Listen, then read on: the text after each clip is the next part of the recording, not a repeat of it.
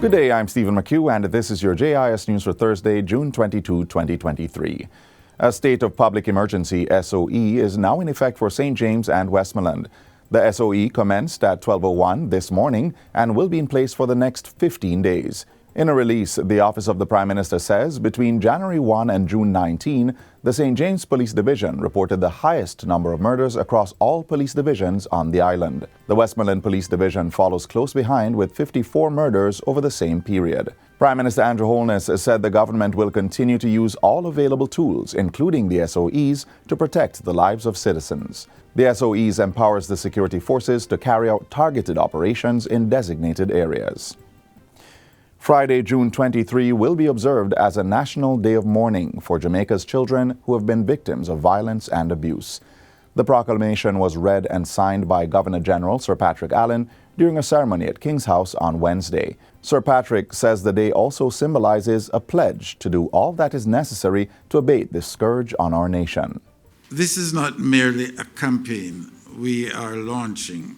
It is a pledge to protect, to care, and above all, to love the innocence that makes our homes wholesome.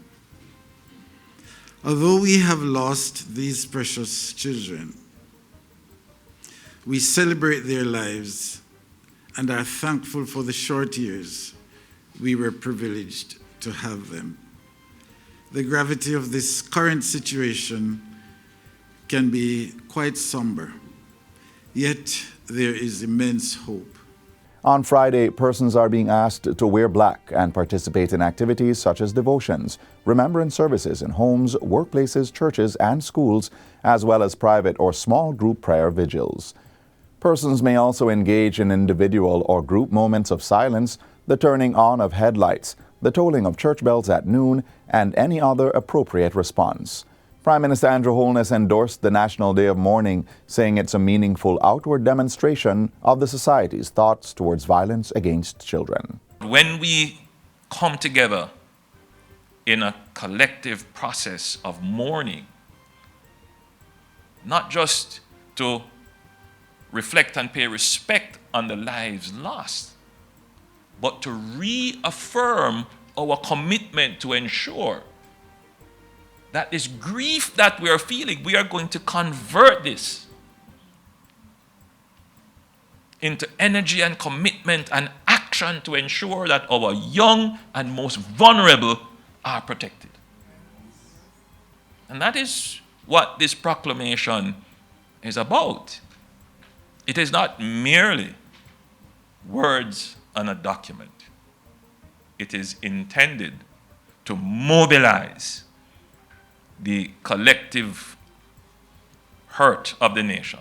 For his part, Leader of the Opposition Mark Golding said the observation is a powerful reminder of the need to protect the nation's children and secure Jamaica's future. He was represented by Senator Gabrielle Morrison. It is an opportunity for us to demonstrate solidarity with those who have suffered unimaginable loss and extend our compassion and support to all those affected by these heartbreaking incidents. The ceremony was also attended by ministers of government, custodies, and other stakeholders. Pensioners under the National Insurance Scheme NIS have started receiving increased rates ranging from 23 to 76%. The increase took effect on June 15. Labour and Social Security Minister Pernell Charles Jr. gave the update at Wednesday's post-cabinet press briefing. Pensioners in receipt of full-rate pension will now receive $4,200 per week, a 23% increase. Persons receiving three-quarter rate pension are now receiving $3,500 per week, while half-rate collecting pensioners will get $3,000 weekly.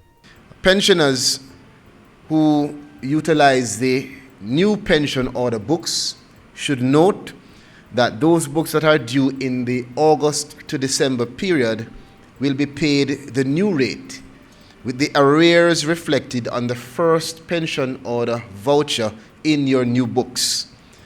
And the Ministry of Labour and Social Security also takes the opportunity to remind pensioners who are paid by the pension order books that they will receive those new rates in the new pension order books, which are due by the beginning of July. Minister Charles explained that the first pension order voucher in the new book will reflect the arrears as well as the month's payment at the new rate. The Ministry of Industry, Investment and Commerce will be embarking on an export-ready roadshow targeting micro, small and medium-sized enterprises, MSMEs. This will be done through a grant funding of $250,000 from the Inter-American Development Bank, IDB. Other major private sector companies are also partnering with the ministry. Portfolio Minister Senator Aubin Hill says the show will sensitize MSMEs on the different accreditation services being offered by the Jamaica National Agency for Accreditation, JANAC. The aim is to position more businesses to take advantage of export opportunities. We're saying to MSME, whether you're in agriculture, whether you're in food processing, whether you're in processing other materials that we export or manufacturing, we're there to help you. Minister Hill was speaking at a post-cabinet press briefing on Wednesday. Minister Hill says the first show will be on July 27 in Mandeville. The team will then move on to Kingston, Montego Bay, Ocho Rios, and other parishes. Meanwhile, the Jamaica National Agency for Accreditation, JANAC, is in the process of adding a fourth standard to its scope of services. JANAC CEO Sharon May Shirley said the addition is for the accreditation of calibration laboratories to the ISO IEC 17025-2017 standard.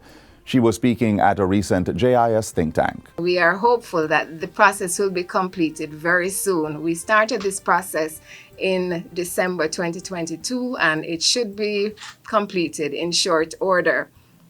JANAC currently has international recognition for 3 standards. These are the Standard for Testing and Calibration of Laboratories, the Standard for Medical Testing Laboratories, and the Standard for Inspection Bodies. JANAC is a member of the International Accreditation Forum. This is important for us because as a consequence of this membership and the fact that we will be seeking signatory status for our certification accreditation program, it means that we can be of greater service to our constituents, especially as we support exportation. And finally, JANAC has issued certificates of accreditation to 3 more public-private sector entities. They are the National Water Commission for its Instrumentation and Meters Testing Laboratory, the Jamaica Public Service for its High Voltage and Testing Services Laboratory, and the third entity is the National Compliance and Regulatory Authority, which has received certification for its food inspection, monitoring, and sampling of imported prepackaged goods services, among other services. Minister of Industry, Investment and Commerce, Senator Aubin Hill, congratulated the organization for the milestone achievement at a ceremony recently. JANAC's accreditation of these entities offer third-party validation and international recognition of their technical competence to perform the activities within their accreditation scopes. For JANAC's rigorous and transparent accreditation processes, consumers can have increased confidence in the results produced from the calibration, the test, and the inspection activities conducted by the NWC, JPS, and NCRA, respectively, during their service to our nation. Minister Hill used the opportunity to encourage more public and private sector entities to utilize the expertise of JANAC to upscale their services to international standards. And that's it for JIS News Today. I'm Stephen McHugh. Thanks for watching.